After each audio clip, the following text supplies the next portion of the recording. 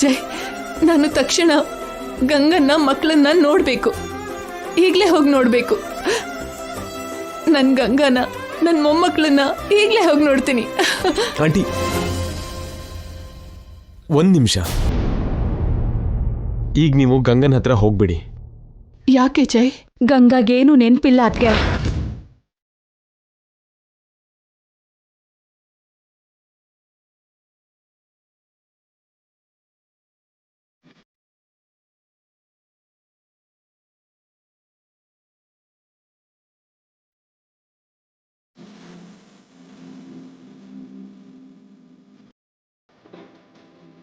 ಹಿಂದೆ ನಡೆದಿದ್ದ ಅಪಘಾತದಲ್ಲಿ ತಲೆಗೆ ಏಟ್ ಬಿದ್ದು ಗಂಗಾ ಎಲ್ಲ ಮರ್ತೋಗಿದ್ದಾಳೆ. ಅದಕ್ಕೆ ಅವಳು ಬದುಕೇ ಇದ್ರು ಇಷ್ಟು ವರ್ಷ ನಮ್ಮ ಹತ್ರ ಬರಲಿಲ್ಲ ಆಂಟಿ. ಗಂಗನ್ಗೆ ನಾವ್ಯಾರು ಅಂತ ನೆನಪಿಲ್ಲ.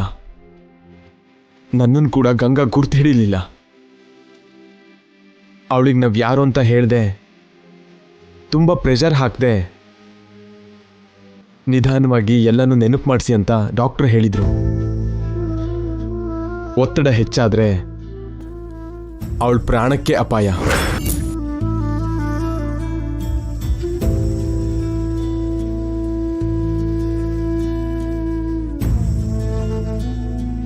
ಭಗವಂತ,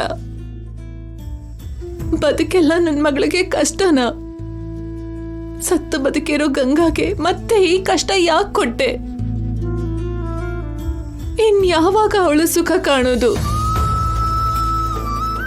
ಅವಳ ಜೀವನದಲ್ಲಿ ಆನಂದ ಅನ್ನೋದೇ ಇಲ್ವಾ? ಅವಳ ಜೀವನನ ಯಾಕೆ ಹೇಗೆ ಮಾಡಿದ್ಯಾ? ಅಳ್ಬೇಡಮ್ಮ, ಗಂಗಾಗೆ ಎಲ್ಲ ಬೇಗ ನೆನಪಾಗುತ್ತೆ. ಹೌದು ಅತ್ಗೆ, ಜೈ ನಾನು ಆ ಕೆಲಸನೇ ಮಾಡ್ತಿದ್ದೀವಿ. ನಾವ್ಯಾರು ಅಂತ ಹೇಳ್ದೇನೆ ಗಂಗಾಗೆ ನಿಧಾನವಾಗೆಲ್ಲ ನೆನಪು ಮಾಡಿಸ್ತಿದೀವಿ. ನಾನು ತಗೊಂಡಿರೋ ದೀಕ್ಷೆ ಗಂಗನ್ಗೆ ಎಲ್ಲನೂ ನೆನಪು ಮಾಡೋದು ಆಂಟಿ. ಗಂಗನಿಗೆ ಡೇಂಜರ್ ಆಗಿರೋ ನಿತ್ಯನಿಂದ ಗಂಗನ ಕಾಪಾಡ್ಕೊಳ್ತಾ ನಿಧಾನವಾಗಿ ಹಳೆದ್ನೆಲ್ಲ ನೆನಪು ಮಾಡೋ ಪ್ರಯತ್ನ ಮಾಡ್ತಿದ್ದೀನಿ. ಮಕ್ಕಳಿಗೂ ಕೂಡ ನಾವು ಯಾರು ಅಂತ ಹೇಳಿಲ್ಲ. ಗಂಗನಿಗೆಲ್ಲ ನೆನಪು ಬಂದ್ಮೇಲೆ ಗಂಗನ ಬಾಯಲ್ಲೇ ನಾನು ಅವಳು ಗಂಡ ಅಂತ, ಆ ಮಕ್ಕಳಿನ ತಂದೆ ಅಂತ ಹೇಳ್ಸೋಣ ಅನ್ಕೊಂಡಿದ್ದೀನಿ. ನಾಳೆ ನೀವು ಕೂಡ ಗಂಗನ್ ಜೊತೆ ಹಾಗೇ ಇರಿ. ಗಂಗನ್ ಮೇಲೆ ಹೆಚ್ಚು ಒತ್ತಡ ಹಾಕದೆ ನೀವ್ಯಾರು ಅಂತ ಹೇಳ್ದೆ ಮಾತಾಡಿ.